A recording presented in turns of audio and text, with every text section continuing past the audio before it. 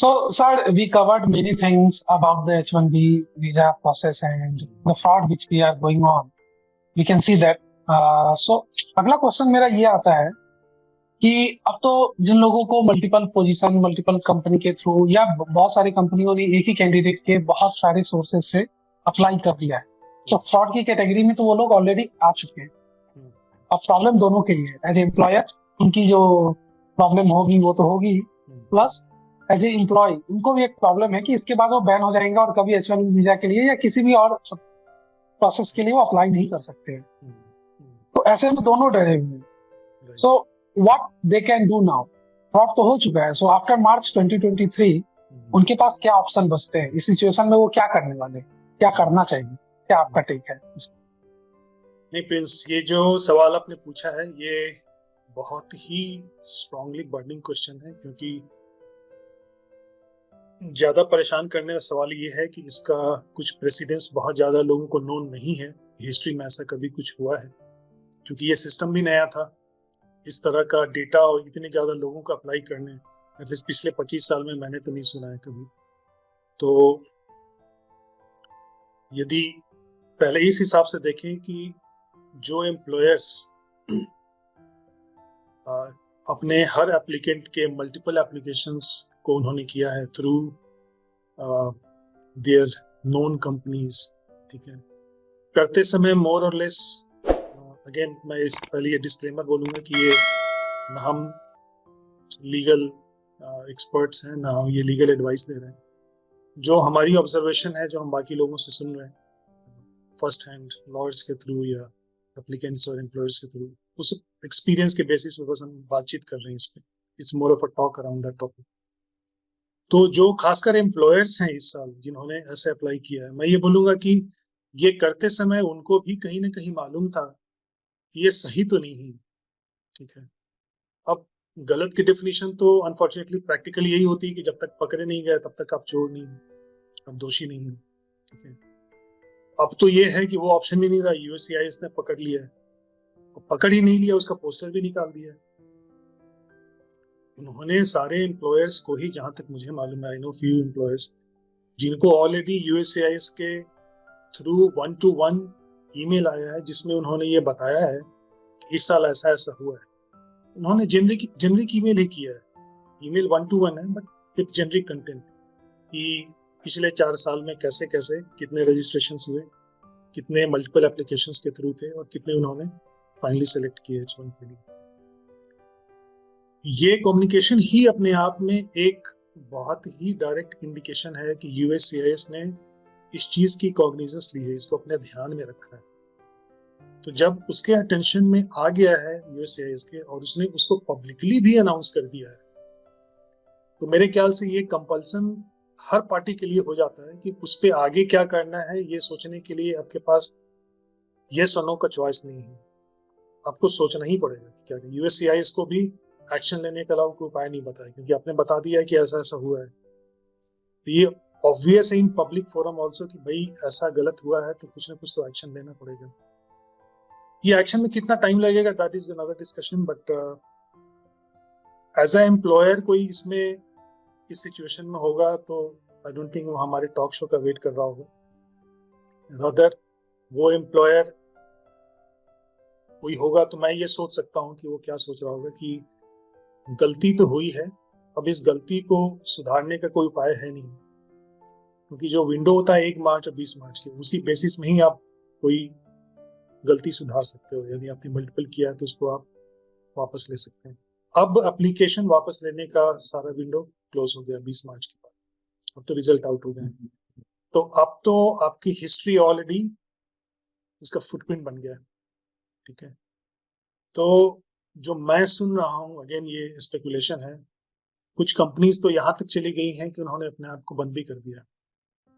कितना सच कितना सही हम इसकी वैलिडिटी बिल्कुल क्लेम नहीं करते।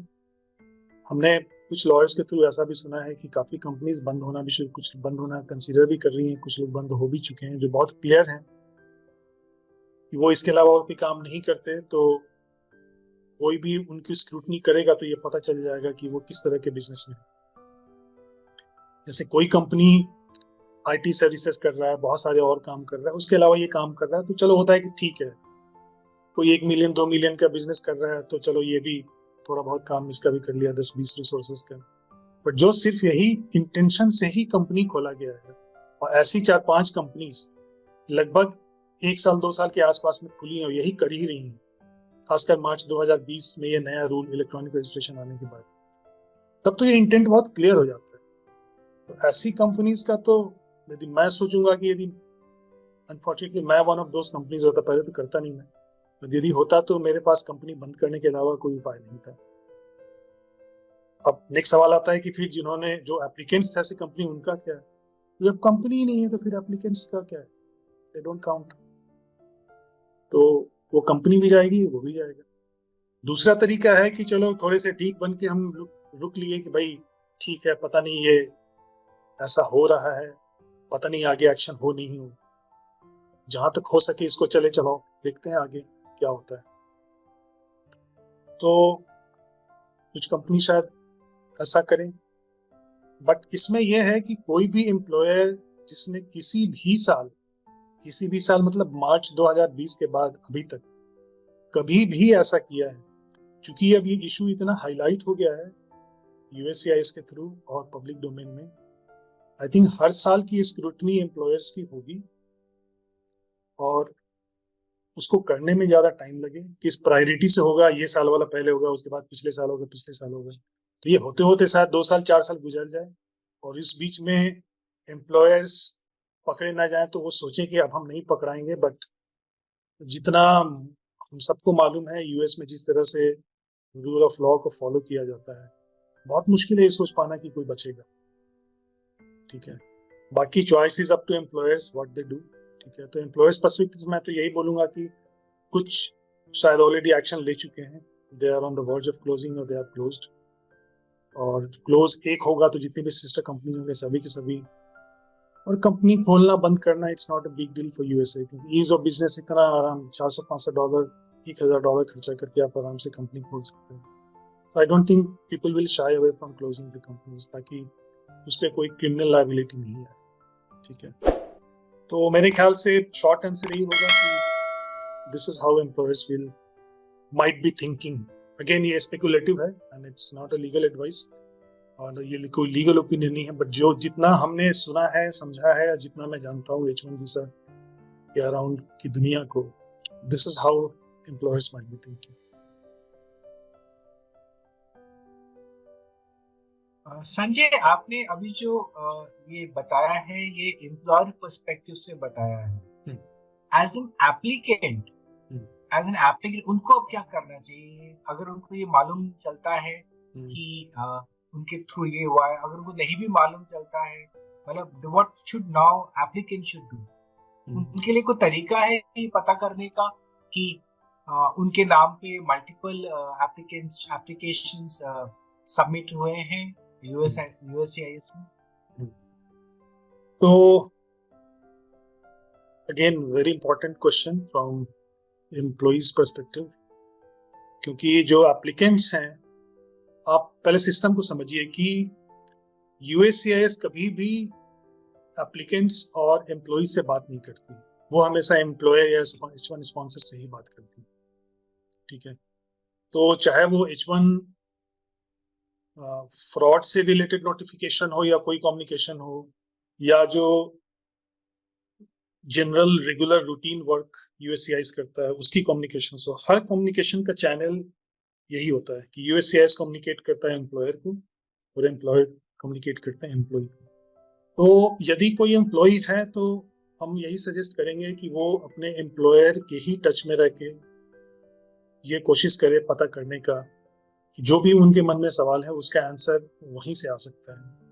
अगेन इसमें हम सोच सकते हैं कि सम एम्प्लॉयर्स में टर्न होस्टाइल, और शायद वो डिसाइड करें कि हम यदि एम्प्लॉय को कुछ मालूम नहीं है तो उसको ना बताएं या झूठ बोलें, या फिर इन केस कोई ऐसी कंडीशन हो जो वो बताने के लिए बहुत कंफर्टेबल नहीं है तो शायद ना बताएं।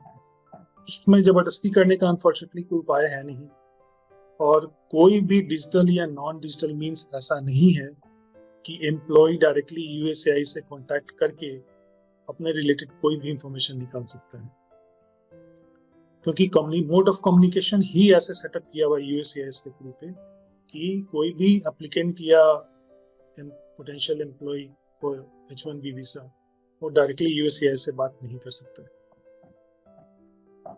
In the context of H1 applications. तो अब ये होता है कि एम्प्लॉय के पास ऑप्शन क्या है, वो किस दौरान पे सोचे।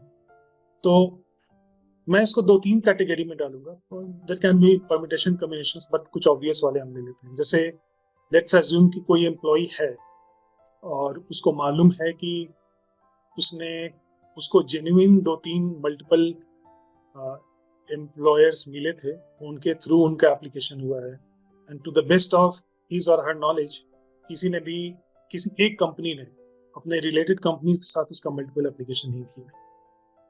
So again, we're talking a complex case. Let's take a person A, उसने कंपनी B, C और D के थ्रू अप्लाई किया, बट B, C और D रिलेटेड कंपनी नहीं है, तो इस केस में कोई इशू नहीं है, ठीक है ना, क्योंकि genuinely one person can get multiple offers from multiple companies, and B, C, D can be a separate genuine companies with no correlation to each other, ठीक है ना। जैसे मैंने एप्पल, माइक्रोसॉफ्ट, गूगल का एग्जांपल लिया था कि इन तीनों से किसी को है, कोई दिक्कत नहीं है। Even it can be example बड़े वाले हैं because people know this companies, but ये छोटे कंपनी भी है, रिलेटेड नहीं है, तो कोई इशू नहीं है, उनको चिंता करने की जरूरत नहीं। अब यदि पर्सन ए ने बी, सी, डी से अप्लाई किया है और उनमें से किसी कंपनी सी कंपनी ने C1, C2, C3, C4 अपने सिस्टर कंपनीज के थ्रू भी अप्लाई किया है, उसकी नॉलेज एम्प्लॉय को है या नहीं है, ये बहुत इंपॉर्टेंट नहीं है, क्योंकि ये किसी भी तरीके से प्रूव या डिसप्रूव नहीं किया जा सकता। और ये चीजें लॉजिकली आई डोंट थिंक किसी ने ईमेल में लिख के दिया होगा कि ऐसा किया जा रहा है, ऐसा कर रहा है। बहुत ज्यादा फोन पे बात हुई होगी, कोई बहुत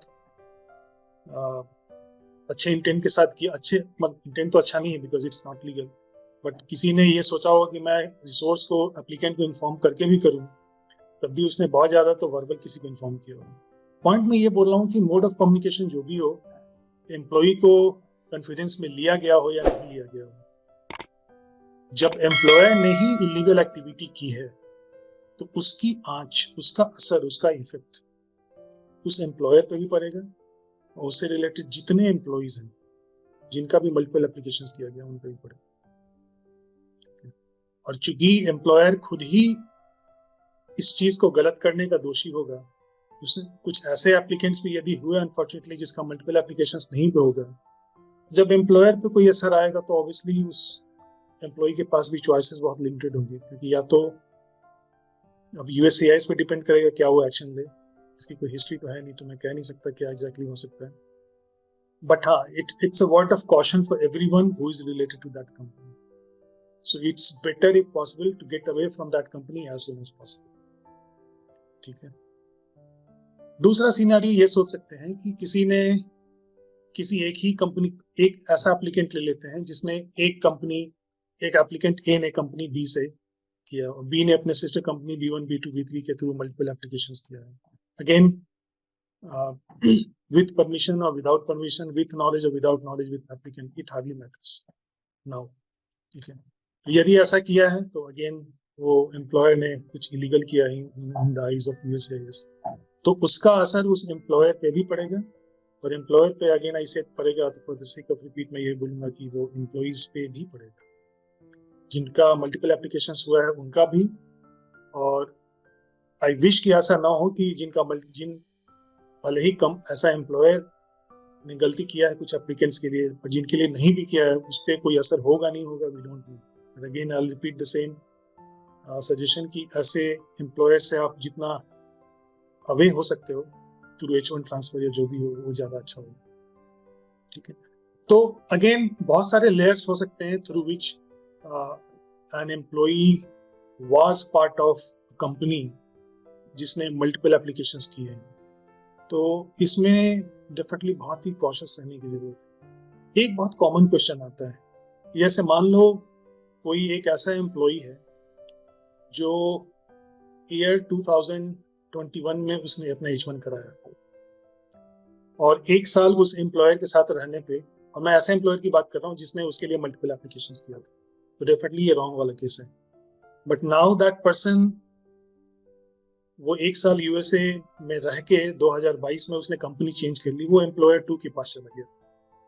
वो लोग पूछते हैं उस पर असर होगा क्या, तो शॉर्ट आंसर इज यस। ये बहुत क्लियरली इमिग्रेशन लॉयर्स बता रहे हैं कि क्योंकि जो सोर्स H1 है, प्रॉब्लम उसी में ही, रूट में ही है, इसलिए ऑलमोस्ट सर्टेन है कि उसकी आंच लास्ट तक जाएगी। चाहे आप अपने पहले एम्प्लॉयर के बाद 2 एम्प्लॉयर के पास चले जाओ, या गूगल में काम कर रहे हो, या एप्पल के बहुत बड़े रिसोर्स हो गए, बहुत क्रिटिकल रिसोर्स हो गए, इट हार्डली मैटर्स। USCIS में come back to you and most probably will कि आपका जो पहला H1 था, which is mother of all the subsequent H1s, उसी में ही प्रॉब्लम था, पहले स्टेप में ही। तो वही इनवैलिड हो गया, तो उसके बाद के जितने H1s हैं सारे इनवैलिड हो गए। एंड देयरफॉर एक ही उपाय है, you are out of USA. दुख की बात यह है कि इसका फ्यूचर पे भी बहुत असर पड़ेगा। फ्यूचर में भी ऐसे एप्लीकेंट्स को अलाउ करेंगे नहीं करेंगे, बहुत मुश्किल है कहना, क्योंकि हम सबको मालूम है कि USCIS सब जितने यूएसए एप्लीकेंट्स होते हैं, जितने भी वीसा एप्लीकेंट्स होते हैं, आपकी जब भी वीसा अप्लाई किया आपने, सबकी हिस्ट्री उसको मालूम है, चाहे आपको मिला या नहीं मिला, या कोई RFE आया या रिजेक्शन हुआ, एवरीथिंग इज नोन। तभी बोलते हैं कि यूएस के कॉन्टेक्स्ट में जब भी आप अप्लाई करो, be very truthful to the facts, because they know very well how to keep even the historical facts for a very very long time, so you can't hide. ठीक है, again इसके बहुत सारे परत हैं, we can go on and on, but more or less in as much brief as possible. Employees के लिए भी unfortunately it's not a good news, चाहे वो इस साल का केस हो या इसके पिछले साल का केस हो, या तो आपने उस एम्प्लॉयर को छोड़ भी दिया है, तब भी वो उस गलत H1 का भूत आपके पीछे पड़ा हुआ है, unfortunately. Put it in very blunt terms. So good that you have used that for a couple of years for your gain, but with that I don't see a secure future, unfortunately. ठीक है, अब क्या कर सकते हैं? एक और इसमें क्वेश्चन जो आता है वो ये आता है कि जो कैंडिडेट है, आपने बिल्कुल सही कहा कि आपने सोर्स का जो है, जो आपका सोर्स था उसने गलत किया, आपने अपना यूएस में जाके एम्प्लॉयर चेंज कर दिया, लेकिन ये नोइंगली तो नहीं हुआ है, क्योंकि कैंडिडेट ने नोइंगली काम नहीं किया है, क्योंकि जो किया है एम्प्लॉयर ने किया है। तो इसका जो रेपरकेशन है, तो वो जो एम्प्लॉय है उसके पास क्यों आना चाहिए, क्योंकि उसके पास तो कोई कंट्रोल ही नहीं था, और आज भी उसके पास कोई कंट्रोल नहीं है कि जान सके कि that his application has been applied through many sister concern companies. तो ये मैंने थोड़ा ब्रीफली पहले कवर किया था, मैं उसको थोड़ा डिटेल में करता हूँ। I think that's a valid and logical point कि, बट बात ये होता है ना कि जब आप किसी केस को डिस्कस करते हो, तो आपको क्या है कि court will ask you for proving a point, ठीक है ना। अब क्या है कि एम्प्लॉयर एंड एम्प्लॉई ने मिल के मल्टीपल में किया या नहीं किया, like I was saying earlier, जो एम्प्लॉयर ऐसा जान के कर रहा है वो इतना कॉशियसली तो कर रहा होगा कि इसको रिटर्न में नहीं देगा, मैं तुम्हारे लिए कर रहा हूँ, क्योंकि ये करने वाले लोगों को भी मालूम है कि USCIS ने इसको बोल रखा है कि ये लीगल नहीं है। बट चूंकि ये सिस्टम नया था, इसकी कोई हिस्ट्री नहीं थी कि इसमें कोई रॉन्ग करो तो कितनी धरपकड़ होती है, how many get caught, how serious is that offence, is USCIS really equipped to handle this. चूंकि ये थोड़े अननोन फ्लैग्स थे, तो पीपल थॉट कि they can get scot free even if they do something wrong. Now they are realising it's not possible, but at least last 3 years till now, till March 2022, everybody thought that they are fooling the USCIS system and they're getting advantage of that. But now we all realize कि वो हिंदी में कहते हैं ना कि जब पाप का घड़ा भर जाता है तभी वो टूटता है, तो मे भी वो पाप का घड़ा जो है वो धीरे धीरे भर रहा था, जब टूटा है तो अब कोई कंकर उसमें पहले डाला गया या बाद में गया हो, जब गारा टूटेगा तो सभी बिखरेगा। अनफॉर्चुनेटली बात उसमें यह है कि जो चीजें प्रूव नहीं की जा सकती हैं या डिसप्रूव नहीं की जा सकती हैं, उनका कोई बेसिस नहीं होगा कि इधर एम्प्लॉयर्स और employees can get scot free. जैसे दो एग्जांपल ले लेते हैं आपने जो बताया, एक जो बहुत ही इनोसेंट एम्प्लॉइज था, and I believe most of the employees may be like that, but some of them will be willingly aware कि अच्छा आप मल्टीपल कंपनीज के थ्रू मेरा अप्लाई करोगे तो मेरा चांस बढ़ जाएगा। अब यूएस जाने की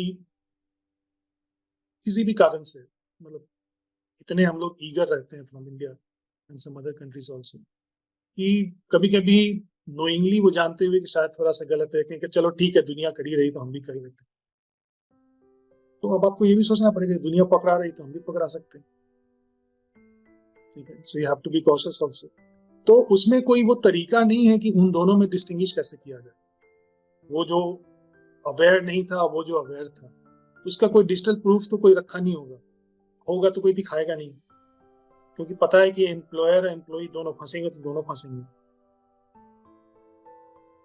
तो ऐसा मैं कोई डिस्टिंक्शन होता हुआ दिख नहीं रहा मुझे जिसके बेसिस पे ये कहा जाए कि मैं अनअवेयर था, मुझे मालूम नहीं था या मैंने मना भी किया था। अब ऐसा कोई केस हो, जैसे मैंने कहीं सुना था कि किसी ने किसी को अप्लाई किया, कि कुछ लोग ऐसे हो सकते हैं कि मैं करूं क्या, somebody can say कि नहीं आप ना करो।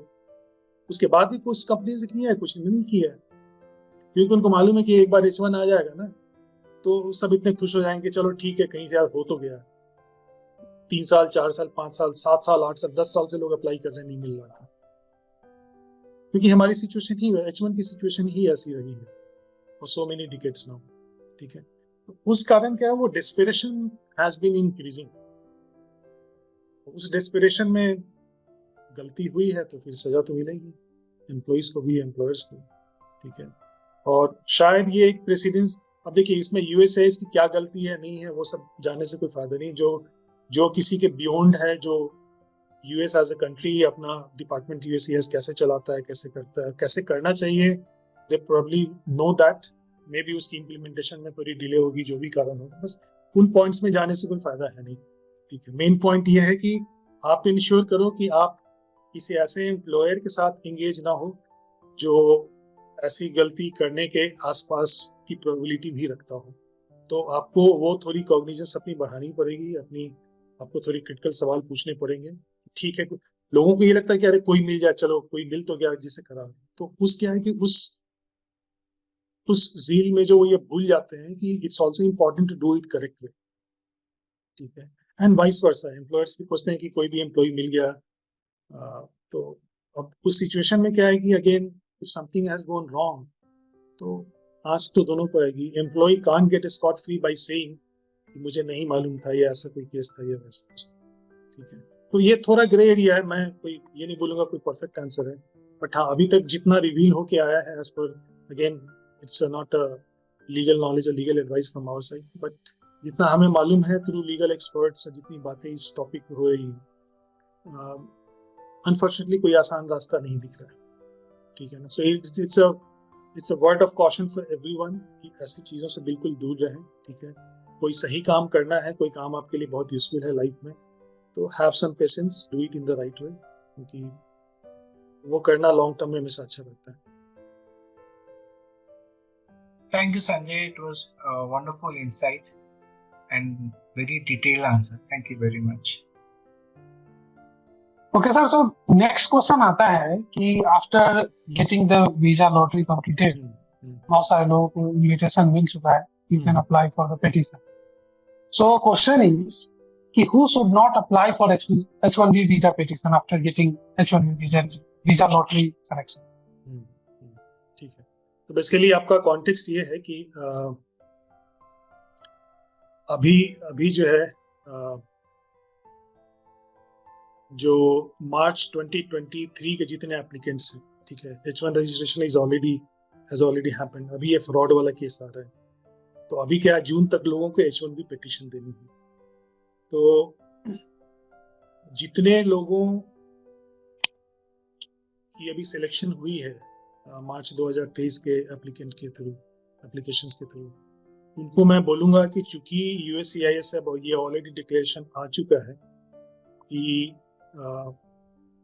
ऐसे केसेस हुए हैं जिसमें बहुत ही एविडेंट है कि फ्रॉड हुआ है और काफी फ्रॉड हुआ है, मोर देन 50% हुआ है, तो इस चीज को बहुत ज्यादा सीरियसली, और ये एक तरह से इशू नंबर 1 बन गया है, तो बहुत ही कॉशियस रहने की जरूरत है। आई थिंक मैं एम्प्लॉइज को बोलूंगा जो ऑलरेडी उनकी H1B रजिस्ट्रेशन में सिलेक्शन हो चुकी है, अपने एम्प्लॉयर से 1 to 1 बात करें और इस टॉपिक पे बात करें कि ये मल्टीपल एप्लीकेशंस वाला जो केस है उसमें हम एंगेज हैं नहीं। तो कुछ एम्प्लॉइज तो ऑलरेडी जान रहे होंगे कि मैंने 4 कंपनी से अप्लाई किया है और चारों ने या चारों में से किसी एक ने मेरे लिए अपनी सिस्टर कंपनीज के थ्रू अप्लाई किया है। तो ये चाहे ऐसी चारों में से एक कंपनी हो या मल्टीपल कंपनीज हो, ऐसे लोगों को जितने लीगल एक्सपर्ट्स हैं वो ये बता रहे हैं कि इनको बिल्कुल अप्लाई नहीं करना चाहिए। अगेन मैं डिस्क्लेमर बोलूंगा कि ये हमारी लीगल एडवाइस नहीं है, we not legal experts, but जो मैं बाकी लीगल एक्सपर्ट से सुन रहा हूँ, जो H1 के जानकार लोग हैं उनसे सुन रहा हूँ कि जिन भी भले ही H1B रजिस्ट्रेशन में इस साल आपकी सिलेक्शन हो गई है, आपको H1 पिटीशन जून तक कर देना है इस साल, जून 2023 तक, लेकिन यदि आपका मल्टीपल एप्लीकेशंस वाला ऐसा केस है जिसमें आपकी कंपनी ने अपनी सिस्टर कंपनीज के साथ मिलकर, रिलेटेड कंपनी के साथ मिलकर मल्टीपल एप्लीकेशंस आपके लिए डाले थे, भले ही H1 रजिस्ट्रेशन सिलेक्शन एक ही से हुआ हो, फिर भी ऐसे लोगों का आगे जाके कहीं ना कहीं फंसने का बहुत चांस है। चाहे अप्लाई नहीं करना चाहिए, चाहे आगे आके आपको अगले 3 साल तक यूएससीआईएस का कोई नोटिस नहीं आए, बट ऐसा बहुत डिफिकल्ट है मेरे लिए अभी सोच पाना कि वो कभी नहीं पकड़ा जाएगा। और दिक्कत ये इंपॉर्टेंट क्यों है, वो 3 साल नहीं बचना इंपॉर्टेंट नहीं कि 3 साल में कुछ कमा तो लो, कुछ एक्सपीरियंस ले लो, क्योंकि एक बार आप पकड़े जाओगे तो ऑलमोस्ट मान के चलते हो कि it's almost equivalent to life time ban for you to go back to US. तो इससे तो ज्यादा अच्छा है कि आप अभी ही वो डिसीजन ले लो। हो सकता है कि आपके इस कॉशियस स्टेप के चलते, ये जान के कि ये इस गलत चीज को इन्होंने आगे भी नहीं बढ़ाया, शायद एक थोड़ा सा चांस हो कि आपको कुछ एक्शन ना लिया जाए। ठीक है, अगेन छोड़ देंगे इसकी गारंटी नहीं है, I don't know, that's in history, will talk in future of today as history की एग्जैक्टली हुआ क्या था। बट हाँ, उस चीज को आप और 2x 4x लेके चलोगे तब तो आपके पकड़ाने के चांस बहुत ही ज्यादा है। तो ऐसे लोगों को तो बिल्कुल नहीं करना चाहिए। तो मल्टीपल एप्लीकेशंस चाहे आपकी जानकारी में हो या नहीं, मैं ज्यादा जोर दे के ऐसे लोगों को बोल रहा हूँ नहीं अप्लाई करने के लिए जिनको बिल्कुल नोन है कि किया है। और मैं थोड़ा जोर दे के, थोड़ा प्रेशर दे के उन लोगों को बोल रहा हूँ कि जो नहीं अवेयर हैं, टॉक टू योर एम्प्लॉयर्स, चाहे वो 1 हो 2 हो या 10 हो, सबसे बात करो कि ऐसी मल्टीपल एप्लीकेशंस आपने मेरे लिए किए थे क्या, या आपने किया नहीं। कुछ इनडायरेक्ट सोर्स से भी पता करो। आजकल कंपनीज का डिजिटल फुटप्रिंट और रिलेटेड डायरेक्टर्स को पता कर पाना बहुत मुश्किल नहीं होता। ठीक है, तो चूंकि ये आपके लिए बहुत ही क्रिटिकल है, क्योंकि आप भले ही इसके बारे में अवेयर भी ना हो, लेकिन किसी ऐसी कंपनी के साथ यदि आप एंगेज हो जाएंगे आफ्टर H1 पिटीशन, जिसने ऐसा कोई भी कोल्यूजन किया है अभी या पिछले 4 साल में, 2020 से अभी तक, तो वो कंपनी तो मोस्ट प्रोबेबली बचने वाली है नहीं, क्योंकि ये स्क्रूटिनी इस साल से लेके पिछले साल जाएगी, पिछले साल जाएगी, पिछले साल जाएगी। कभी भी वो पकड़ा जाएगा तो उससे रिलेटेड जितने एप्लीकेंट्स होंगे सब पे कुछ ना कुछ आँच आनी ही आनी है। और इसका वर्स्ट केस सिचुएशन ये हो सकता है कि जितने एप्लीकेंट्स होंगे उनमें से कई लोगों को, शायद सबको, आई डोंट नो, मैं निगेटिव नहीं बोलना चाहता, बट एज ए कॉशन मैं बोल रहा हूँ कि ऐसे लोगों से जितना दूर रहिए, ऐसे लोगों से रिलेशनशिप जितना जल्दी खत्म कर लीजिए उतना ज्यादा अच्छा है। तो उसके थ्रू H1 पिटीशन करने की बात तो बहुत दूर है, आपने तो रिलेशनशिप को आगे कर लिया, फिर आप सोचेंगे नहीं मैं H1 पिटीशन करा लेता हूँ, उसके बाद अगले साल मैं एम्प्लॉयर चेंज कर दूँ, उससे आपको कोई निजात नहीं मिलने वाली।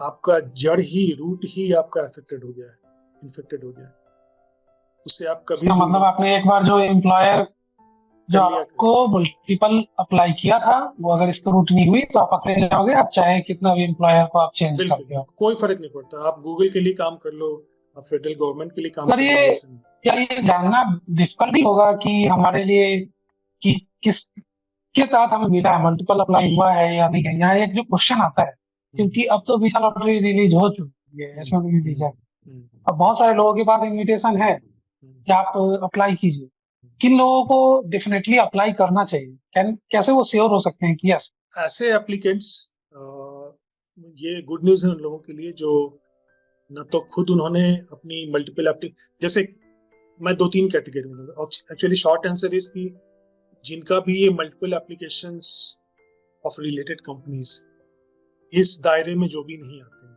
वो सारे फ्री है। तो मैं 2-3 एग्जांपल से बता देता हूँ। जैसे एक एप्लीकेंट हो सकता है जिसने किसी एक कंपनी के थ्रू ही अप्लाई किया है और उस कंपनी ने किसी और कंपनी से इस एप्लीकेंट पे अप्लाई नहीं किया है H1 रजिस्ट्रेशन, तो वो बिल्कुल ही बहुत ही 1-to-1 केस है, उसको तो अप्लाई करना ही चाहिए।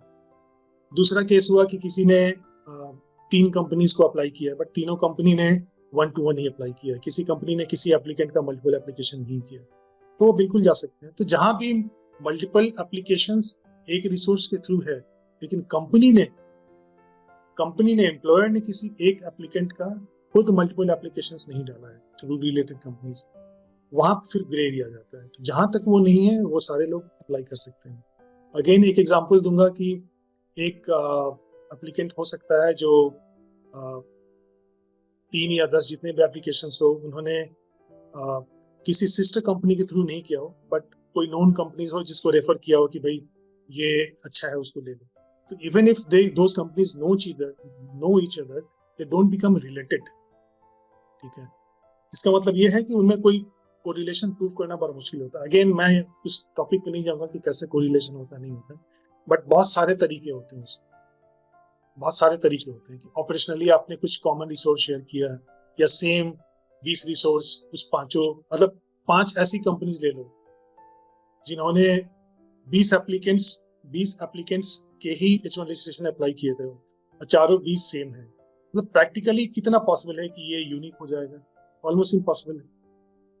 तो इसमें सीधा कंक्लूजन ये हुआ कि आप रिलेटेड कंपनीज थी, you talk to each other, then you did it purposefully ताकि प्रोबेबिलिटी को जो है वो गलत ढंग से इसकी वो प्रभावित किया जाए। ठीक है, तो उसको एक कोलिजन लिया जाएगा, उसको एक गलत एंगल से लिया जाएगा कि that's illegal as per USCIS H1।